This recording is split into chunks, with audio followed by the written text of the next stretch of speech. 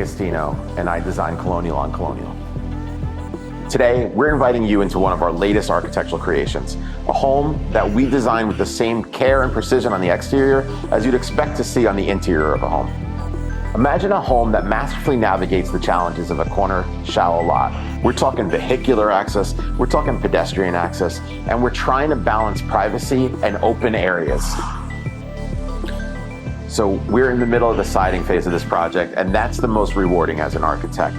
When I'm designing a home, we worry about a lot of the construction details and zoning, but it's the siding and the trim that makes a home sing. And we're literally putting it up piece by piece. Seeing the contractors go over one piece of siding after the next, the trim being built up, it's incredibly exciting to see. For this home, they're using AZEK siding for all of the trim and borders, and they chose a certainteed lap siding for all of the expanses of the wall.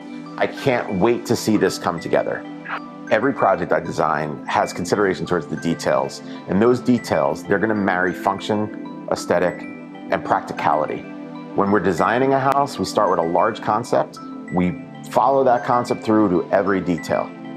Colonial on Colonial is a modern transitional take on a classic colonial home. The dynamic duo behind this house is Rob and Maria, and it doesn't actually start here. You see, Maria and I, we went to grammar school together. We attended Our Lady of Grace School in Fairview. We grew up together, and it's really awesome that our paths crossed again this far down the road. Designing on a corner property has a lot of considerations. The first is zoning. You've got 2 front yards, so you have to comply with that regulation. Second, it's very open and it lacks privacy. Utilizing the home is the best trick to create that privacy without having to rely on heavy bushes and fences. So you're designing a house, you think about the kitchen, you think about the garage. Wherever you put the house, you're also creating these outdoor spaces. In designing this home, we placed the garage on the corner, and the reason we put the garage there, that's the best way to balance privacy and function of getting into and out of the house, while at the same time giving them the level of comfort they need in their living areas.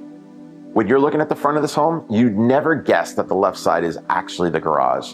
From the front, it looks like a living room or dining room. We've done that by introducing windows at the scale and proportion of those spaces. But as you round the corner, you're gonna see that this space is actually a garage. Placing the stair where I placed it is the key to unlocking this project.